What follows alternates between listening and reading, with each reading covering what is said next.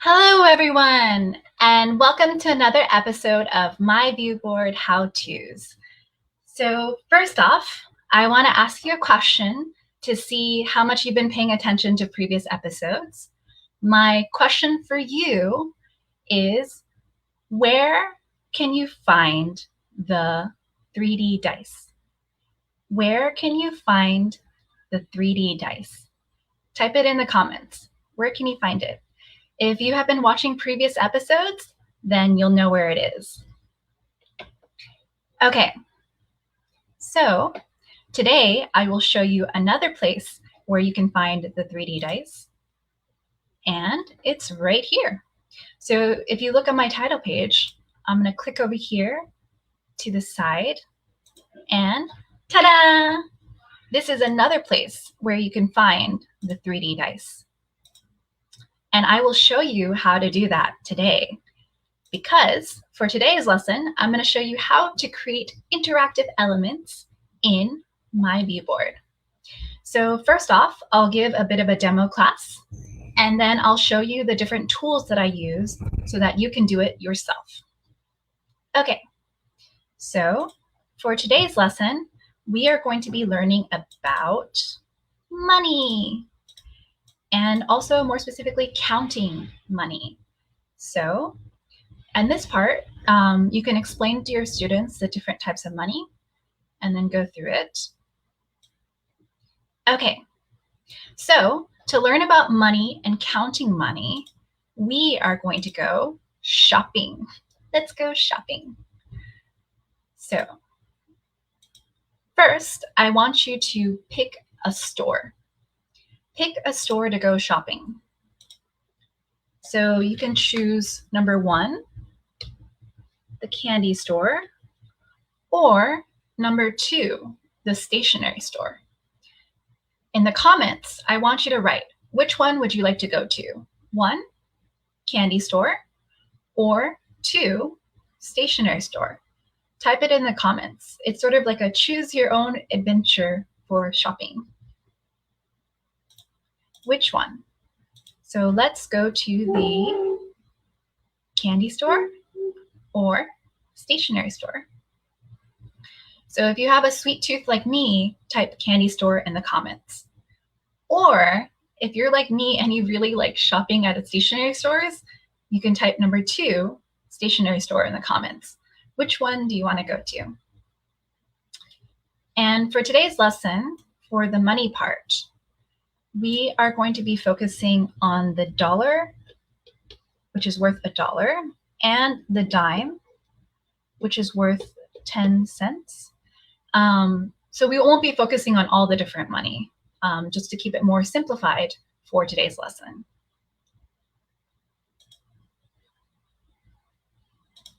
Okay, so let's see, which one did you want to choose? Let's choose the stationery store. Let's go to the stationery store. So if oh, okay, yes. Oh, somebody said candy store. Okay, so I'll go by the person that went first. They said candy store. So let's go to the candy store. So because I have an infinite copy, now I can put candy store as my answer. So let's go to the candy store. And because it's a choose your own shopping adventure, if I click here on the image, I can go directly to the candy store. Yay! Okay, so now that we're at the candy store, which candy do you want to buy? Which candy do you want to buy? Type a 1, 2, or 3 in the comments. Which candy do you want to buy? So these candies are from my childhood.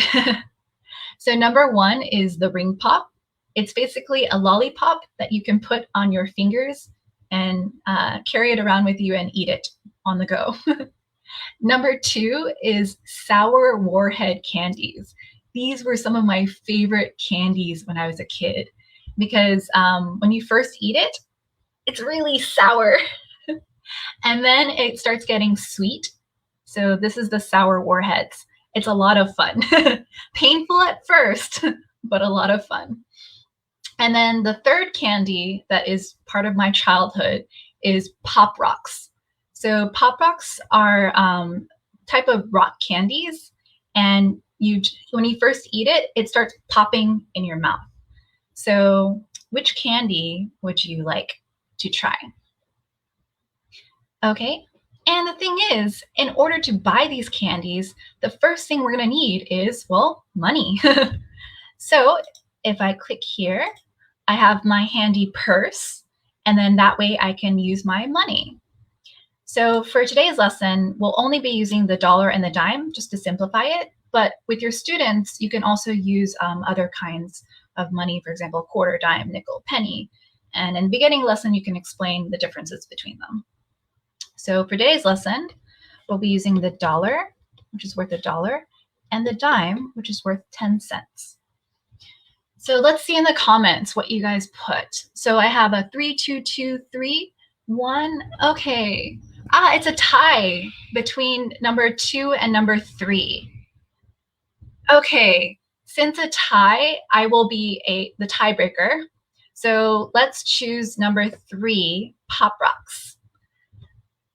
And first we need to find out the price so that we can pay for it. So if I click here on the Pop Rocks, I have a text box that can pop up to tell me what the price of the Pop Rocks are. So the price of the Pop Rocks are $1.20. So if you can't see the little pop-up, I'm going to write it here. The price is $1.20.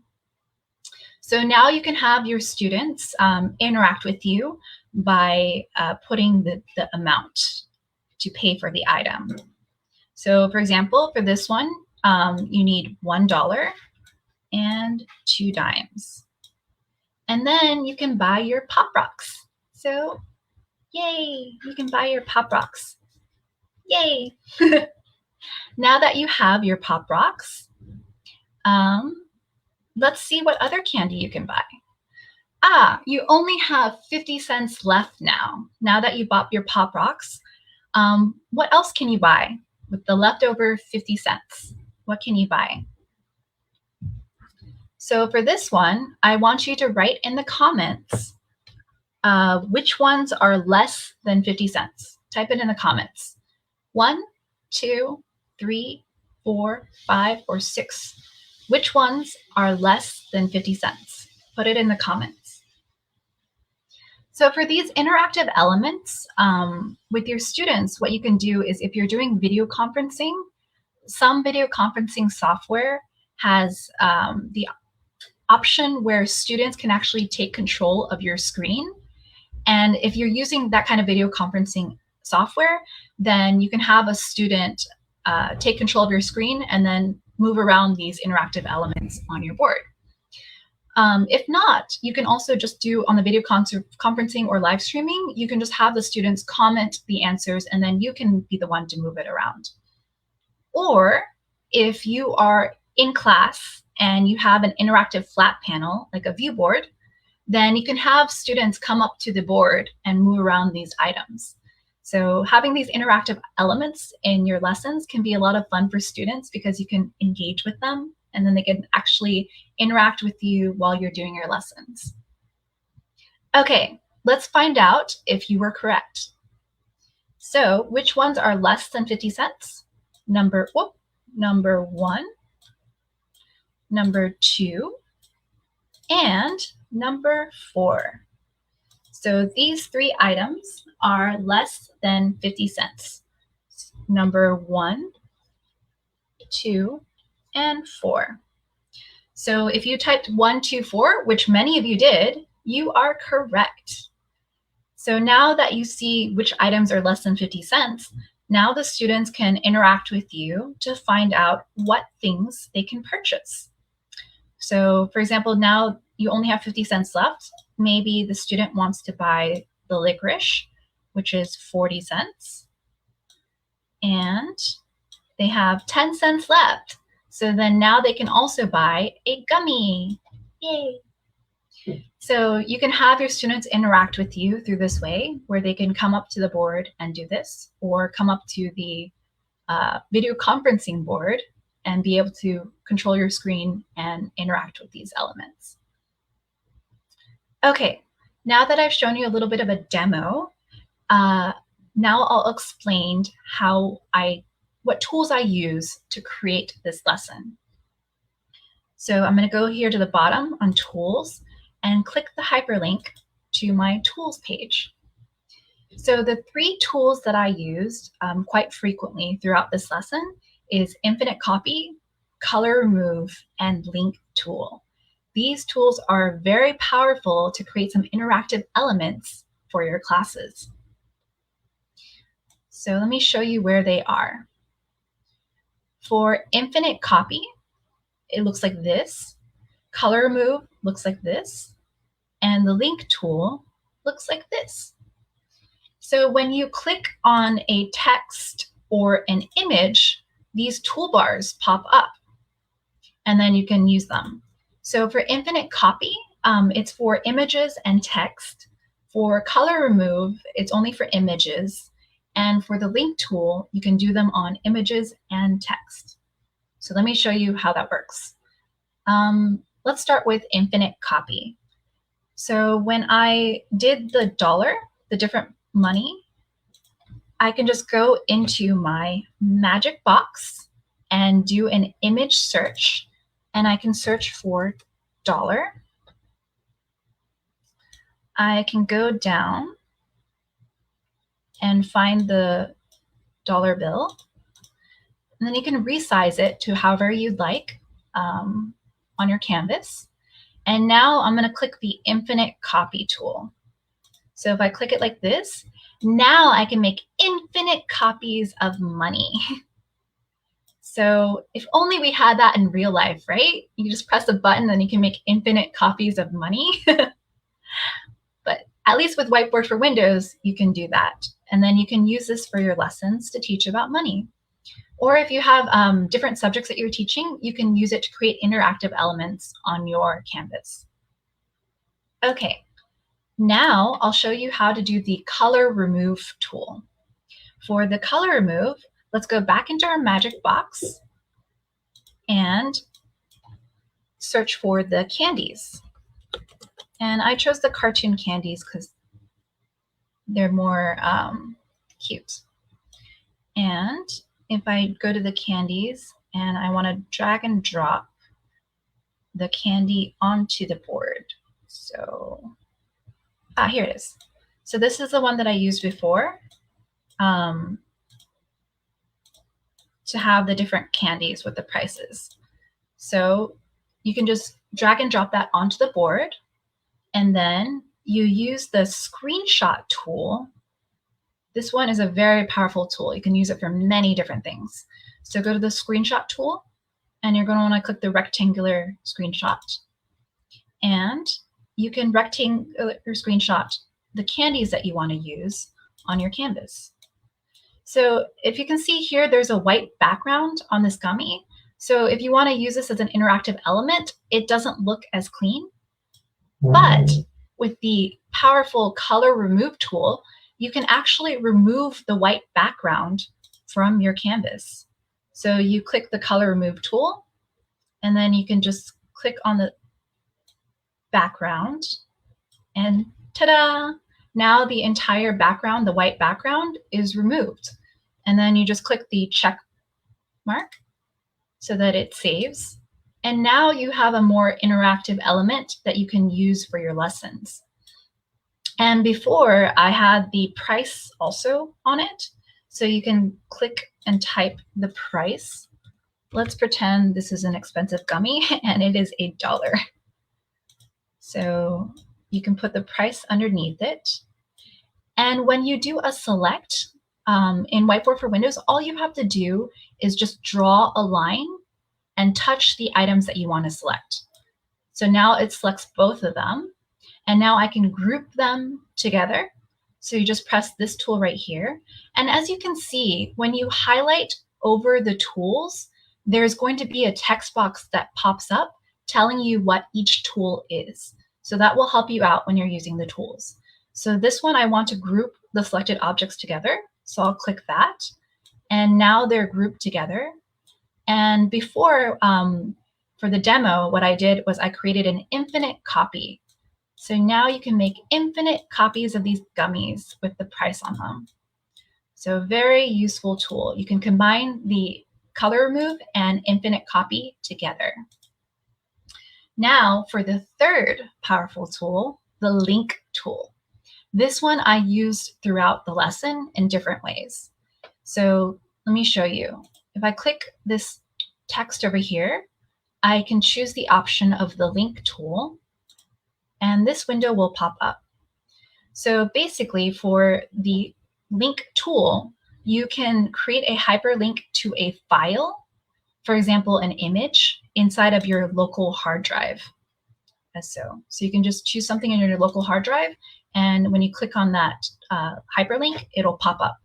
For example, before I had, for the little girl, when we were doing the candy shopping and we bought our Pop Rocks, I clicked on the hyperlink next to the little girl and the yay popped up. So that was a hyperlink to an image file that I had on my local hard drive.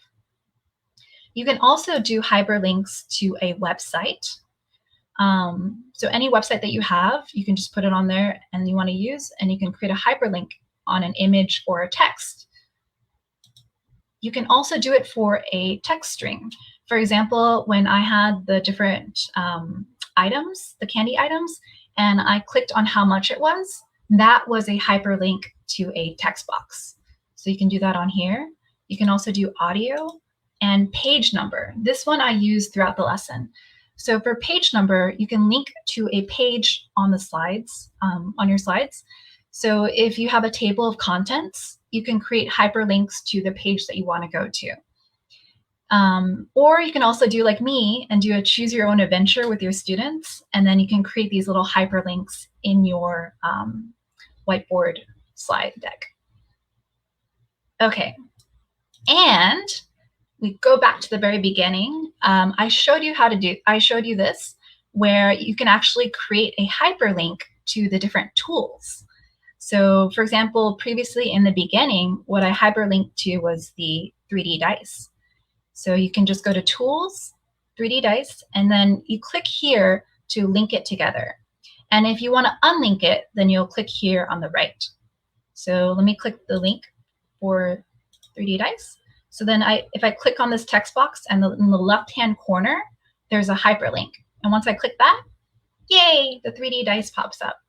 So you can use this to create interactive elements inside of your text or your images.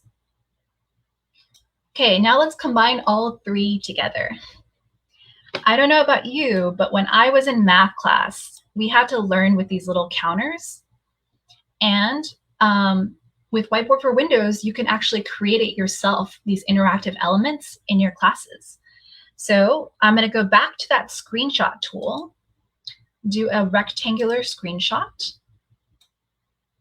And as you can see, I'm going to screenshot it onto the canvas like so. And then you're going to want to color remove the background like this. And then it makes a more interactive element.